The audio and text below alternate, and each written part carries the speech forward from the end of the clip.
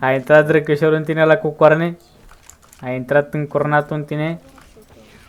Dar de ce mă jignesc, frate? Bă, admin, dă-i mut, că a zis atacă în rasa mea, nu e frumos.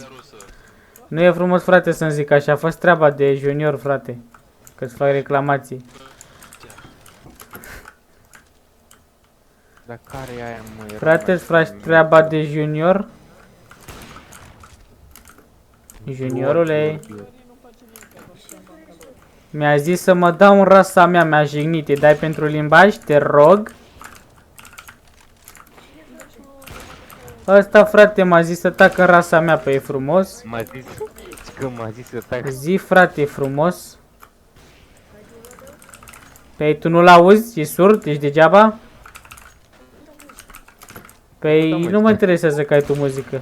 Eu zic să-ți faci treaba, că altfel dăm reclamația. Că-s foarte rău că mi-e ciudă că nu-și face treaba.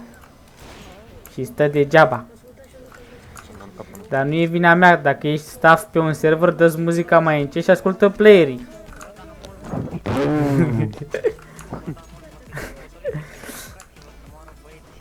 Da, chiar și așa mai potoriți să vă jucați. Da, mă, noi ne jucăm, dar eu sufăr acum că mi-a zis ăsta să mă duc în rasa mea, frate, și nu e frumos așa.